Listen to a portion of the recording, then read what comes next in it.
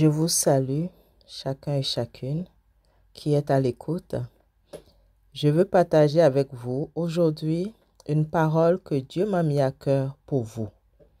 Et cette parole, cette exhortation aujourd'hui, je l'ai intitulée « Le problème, reconnaître ton besoin ». Alors, merci Père pour ce moment. Nous bénissons ton nom, nous te louons, nous te glorifions. Merci pour ta parole qui est vivante et efficace, plus tranchante qu'une épée quelconque à double tranchant. Ta parole est pénétrante, ta parole est comme du feu, ta parole est un marteau. Elle est esprit et vie.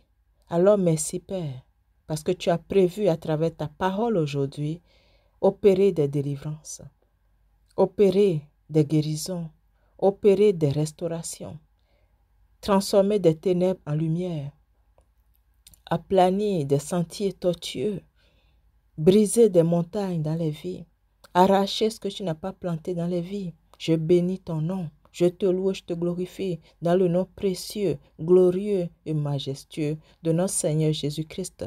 Merci Seigneur, merci Père, au nom précieux de notre Seigneur Jésus. Amen. Amen et Amen. Alors, j'espère que vous allez très bien par la grâce du Seigneur. Le message que je veux partager avec vous aujourd'hui, comme je le disais, est intitulé « Le problème, reconnaître ton besoin ». Le constat aujourd'hui, c'est que le monde est devenu tellement orgueilleux, tellement imbu d'elle-même, que reconnaître notre besoin, reconnaître son besoin de Dieu, lui est très difficile. Il préfère reconnaître toute autre chose que de reconnaître son besoin. Et voilà le problème.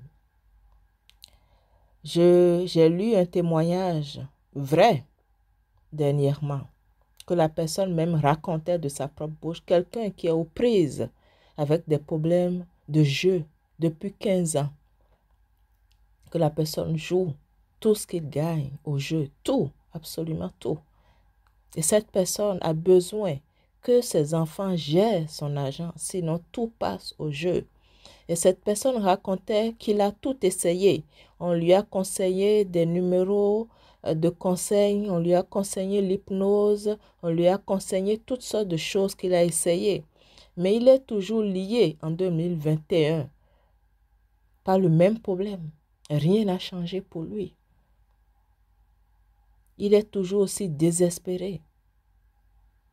Après plus de 15 ans. 15 ans de sa vie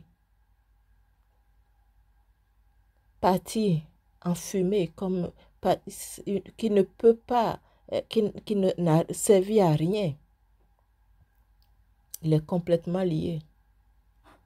Mais malgré tout ce qu'on lui a dit de faire, il a tout fait. Quand j'ai lu le témoignage, la seule chose qui est montée de mon cœur, je me suis dit, ben oui, évidemment, il n'y a qu'une personne qui peut être sa solution. Et cette personne, c'est la seule solution qui a été donnée au monde. Cette solution est déjà donnée.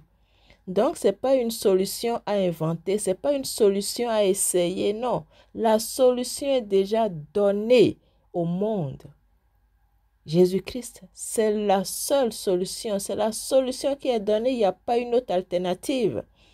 Et si, par exemple, bien d'autres comme cette personne pouvaient le reconnaître et sortir de ce lien, reconnaître son besoin d'un sauveur, son besoin d'être sauvé, oui. En vain, cette personne a essayé des choses. En vain, il va de conseil en conseil, il va de solution en solution, il va d'essai en essai. En vain, il s'arrange la face pour aller travailler. Le matin et le soir, il joue tout ce qu'il a gagné au jeu. En vain, il dit aux gens au travail, ça va bien, mais ça ne va pas. Comme un enfant, quelqu'un a besoin de surveiller ce qu'il gagne. C'est terrible. C'est terrible, on n'est pas en train de parler d'un enfant, on est en train de parler de plus qu'un adulte. Plus qu'un adulte qui va quasiment vers la fin, il va tranquillement vers la dernière phase de sa vie. Le 2 tiers de sa vie est déjà joué. Il a joué dans les machines. Si seulement il pouvait reconnaître son besoin, s'il pouvait seulement embrasser sa solution, sa vérité, sa vie, Jésus-Christ, c'est la solution qui est donnée. Il n'y en a point d'autre. Il n'y a aucune autre alternative. Et si tant de gens pouvaient le comprendre, s'ils pouvaient reconnaître leur besoin d'être sauvés, car c'est en vain ils vont de solution en solution, en vain, ils vont arrangeant la face pour bien paraître, encore et encore.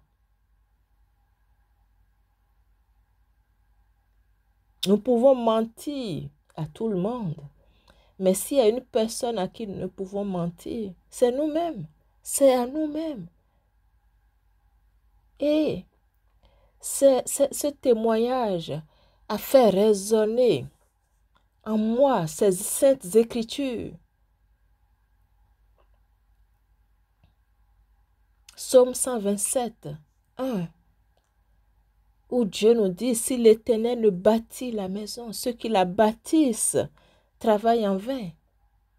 Si l'Éternel ne garde la ville, celui qui la garde veille en vain. C'est tellement vrai dans ce témoignage. Cette personne essaye de bâtir sa vie en vain, la bâtissant sur de la terre, du sable qui s'écroule après jour. Il essaye de rebâtir encore sur le même sable sans comprendre. Et les années passent, et les années passent, et les années passent, et 5 années ont passé, et 10 ans ont passé, et 15 ans ont passé, et bientôt 20 ans vont passer. Mais il n'y a pas une autre solution. Tout le reste, ce n'est que du sable qui s'effondre. Tôt ou tard, elle s'effondre. Elle peut peut-être tenir un moment, mais elle va s'effondrer. Tant que ce n'est pas le rocher inébranlable, elle finira par s'effondrer. Veut pas, elle va s'effondrer. Tu peux le cacher au monde entier. Mais s'il y a une personne à qui tu ne peux pas le cacher, c'est toi-même. Elle va s'effondrer. Parce qu'il y a déjà un rocher inébranlable qui est donné au monde. Et cette vérité est établie. Elle est établie. Il y a rien qui peut l'effacer. Que tu sois d'accord, que tu le rejettes, que tu l'acceptes, que tu en débattes, ça ne change rien au fait c'est la vérité. Elle est établie à jamais dans les cieux. Et rien ni personne ne peut la changer. Tout va passer, mais elle ne peut pas passer. C'est comme si tu es en train de débattre de l'oxygène. Mais peu importe ton débat, ça ne demeure pas moins que tu en as besoin pour vivre. Que tu contestes ces composants, que tu sois en train de débattre de ces composantes ou de son origine, ça n'en demeure pas moins que tu en as besoin.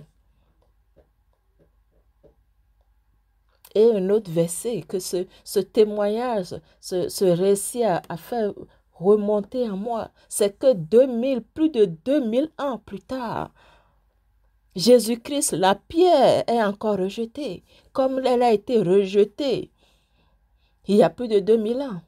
La pierre que ceux qui bâtissent rejettent, bâtissent leur vie en vain, bâtissent des nations en vain, essayent de bâtir encore et encore, rejetant la pierre principale, la principale de l'angle. Dans Actes 4:11, nous pouvons la lire. Jésus-Christ, encore aujourd'hui, rejeté. Nous pouvons donner tous les arguments possibles, mais elle n'en demeure moins la principale de l'angle.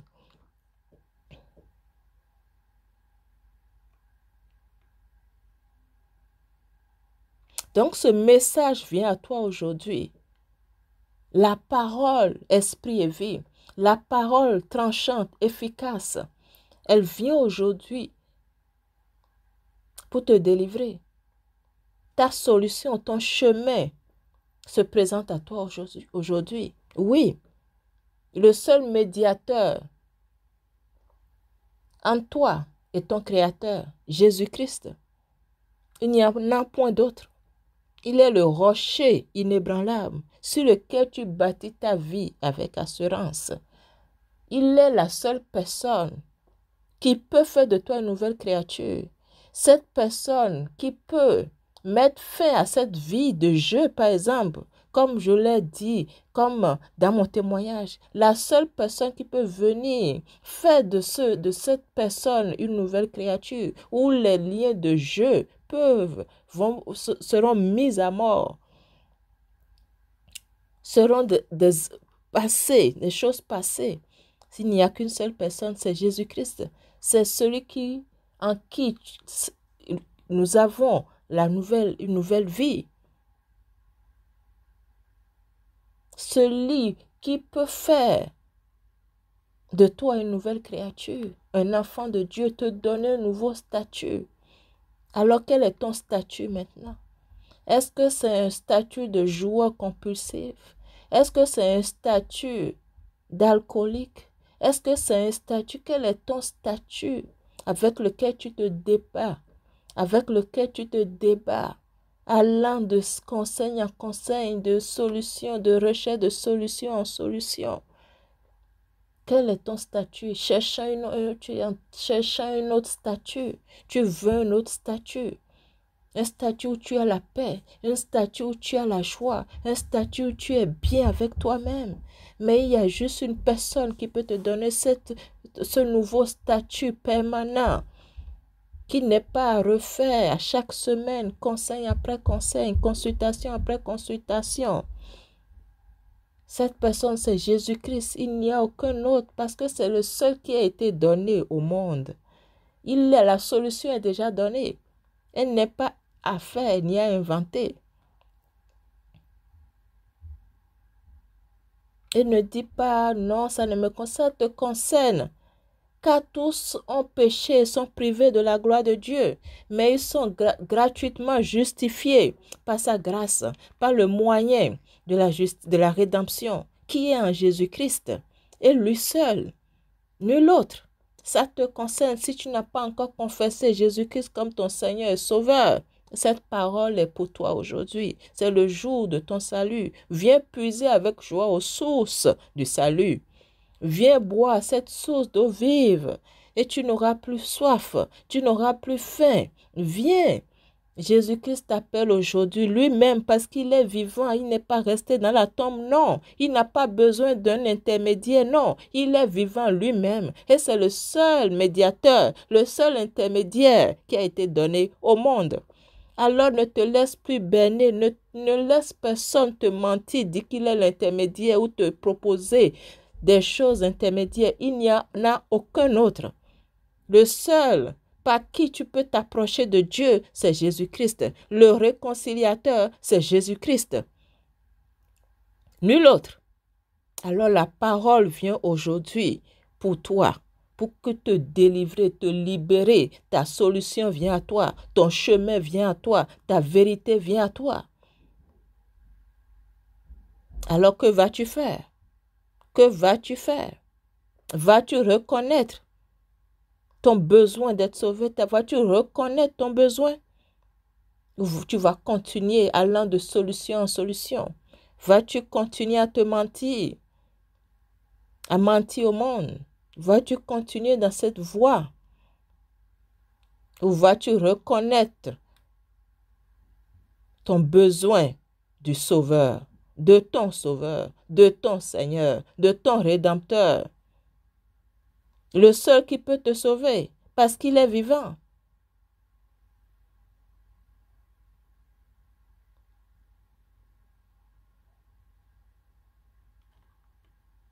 Ne remets pas à demain. Aujourd'hui est le jour qui t'est offert. C'est le jour de faveur. C'est le jour de grâce pour toi. Ne remets pas à demain. Là où tu es, tu n'as pas besoin d'un rendez-vous. Tu n'as pas besoin d'acheter un billet en ligne. Non. Là où tu es maintenant, il est avec toi. Il est avec toi parce qu'il est vivant. Il n'est pas dans une statue, dans un mausolée ou une statue où tu dois aller voyager pour aller le rencontrer. Non. Il n'est pas une statue inerte, muette, sourde, quelque part où tu dois aller. Non. Là où tu es, il est vivant avec toi, marche avec toi. Si tu lui donnes ta vie maintenant, tu remets tout en ses mains, toi qui es fatigué, courbé, chargé. Viens à lui, prends ses instructions, qui te donne son repos, le repos intarissable.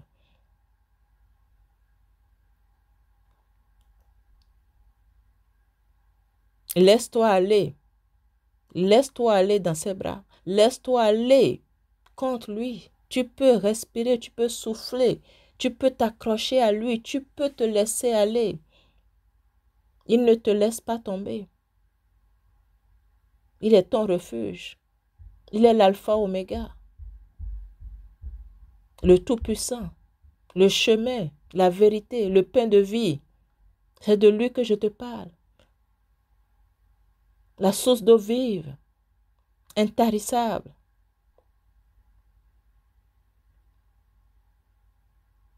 L'étoile brillante du matin, celui qui est pour toi. Il se tient en ta faveur. Il n'est pas là pour te juger, non. C'est celui qui est donné pour que tu ne sois pas jugé. Celui qui t'est donné pour te sauver. Il n'est pas venu pour te sauver. Il n'est pas venu pour te juger. Il est venu pour te sauver. Il n'est pas venu pour te faire périr. Il est venu pour te donner une vie abondante. Alors, que vas-tu faire aujourd'hui? Vas-tu dire oui ou vas-tu fermer tes oreilles? Parce qu'il dit qu'il frappe, il frappe à la porte maintenant. Tu entends sa voix, mais vas-tu ouvrir la porte?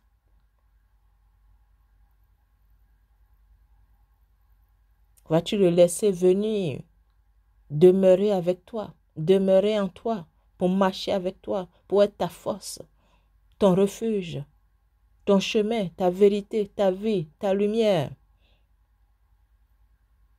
ton rempart, ton bouclier?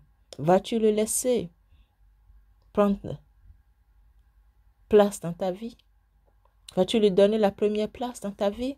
Ou vas-tu laisser la porte fermée? Vas-tu demeurer insensible?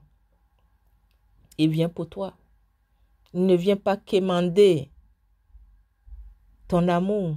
Le premier, il est le premier à t'avoir aimé jusqu'à la mort. Il n'a pas hésité à donner sa vie pour toi, à combattre la mort et le séjour des morts pour toi. Il ne vient pas quémander quoi que ce soit, non, au contraire. Il vient pour te donner sa vie. Il vient pour te sauver. Il vient pour te délivrer. Il vient pour te remplir de sa paix. Alors, tu dis oui aujourd'hui. Tu crois dans ton cœur que Dieu, qu'il est mort pour toi et que Dieu l'a ressuscité des morts pour toi. Le troisième jour, tu crois qu'il est vivant pour te sauver et qu'il vient maintenant pour ça. Tu acceptes, tu le crois dans ton cœur, tu acceptes de le confesser de ta bouche comme ton Seigneur et Sauveur là où tu es maintenant. Tu es prêt à dire, je me répands de mes péchés. Tu es prêt à le dire de ta bouche, alors dis-le là où tu es. Tu n'as pas besoin d'aucun rituel. Dis-le tout simplement, de tout ton cœur, de toute ton âme, de tout ton esprit, avec sincérité maintenant. Ô Seigneur Dieu, je crois de tout mon cœur en Jésus-Christ, Fils du Dieu vivant. Je crois qu'il est mort et Dieu l'a ressuscité des morts pour moi. Oui, je crois qu'il est vivant. Je me répands de tous mes péchés. Je confesse de ma bouche que Jésus-Christ est mon Seigneur et mon Sauveur à partir de maintenant. Amen. Par lui et en son nom, tu as la vie éternelle. Oui, tu es né de nouveau maintenant. L'Esprit de Dieu habite en toi. Tu es enfant de Dieu. Une nouvelle créature. Maintenant, les choses anciennes sont passées. Voici, toutes choses sont devenues nouvelles maintenant en Jésus-Christ. Amen. Félicitations. Tu as fait le meilleur choix pour ta vie, le meilleur choix que tu puisses faire. Et toi-même, tu pourras en témoigner. Amen. Alors, demeure béni dans le nom de Jésus-Christ. Que sa grâce soit toujours avec toi. Que son esprit demeure toujours avec toi. Continue à croître, à grandir dans la connaissance de ton Seigneur et ton Sauveur. À partir de maintenant, tu peux m'écrire sur ma page Facebook, sur YouTube ou par courriel pour continuer ta marche quotidienne, ta marche avec ton Seigneur et Sauveur Jésus-Christ. Amen. À bientôt. Que Dieu nous garde au nom de Jésus-Christ. Amen.